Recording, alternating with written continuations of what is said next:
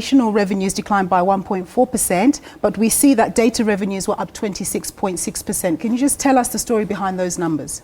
Yeah, when you look at South Africa, it's not the revenue numbers is not something that we are proud of, and it's largely impacted by the strike. But the line that was impacted the most was the handsets.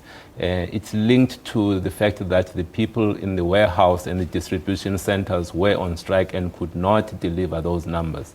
But overall, if you take out the impact of the strike, it's actually a very good story.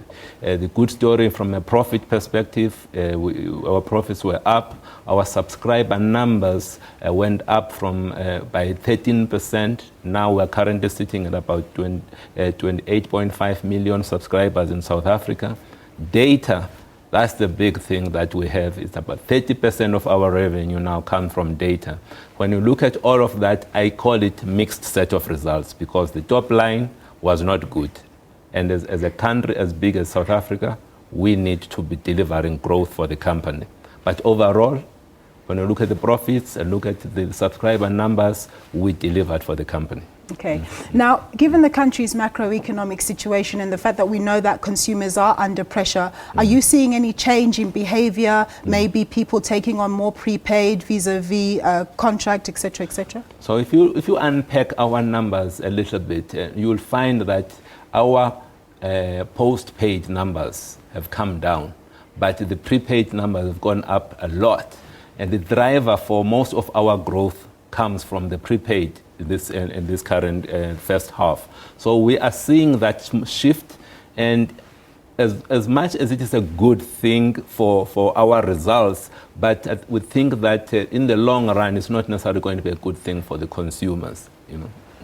Now, what's going on the capital expenditure side? Because there's often anecdotal complaints by customers, MTN customers, about the quality of the line. Yeah. Look, this is one of those areas which is a very good story in the first half of the financial year. When you look at the LTE sites that we've been able to roll out in the first half, 1,914 new sites that we put in.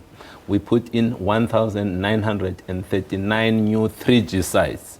And when it comes to the 2G sites, 267. What does that mean? It means that now, overall, in terms of 2G coverage in South Africa, 99% of South Africa has been covered by 2G.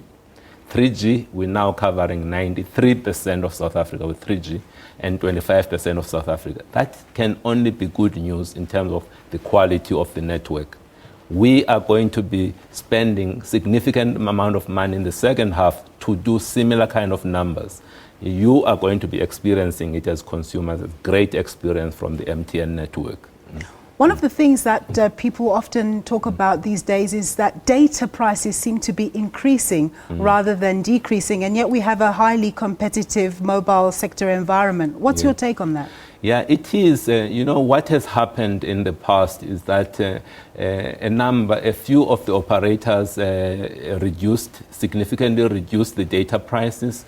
And when we look at it now, you need to look at the input cost. When you look at things like the fact now that we've got load shedding, the investment that is required when it comes to the huge amount of data that's required, you find that the price that we are charging the consumer is less than our production cost. We're actually making a loss. So somehow there needs to be some kind of a correction.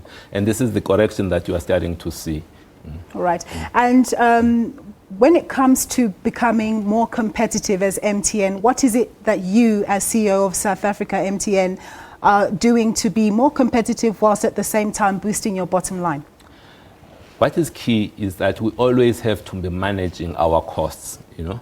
And as you have seen now, although the top line, the revenue declined 1%, our bottom line actually increased by 5%, you know. And that is more about how you manage the business and make sure that you drive down cost savings. So that's what we are going to be doing. But for me, when I look at how we're going to be driving this business going forward, I am not so much into cost savings.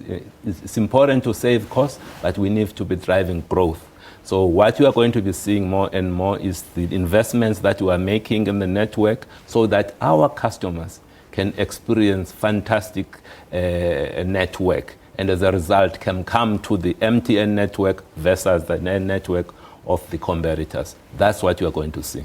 Last but not least, but very importantly, is everything okay in-house after the strike? It's very much, initially, the first few days, things were not, were not quite at the level at which we normally expect them to be.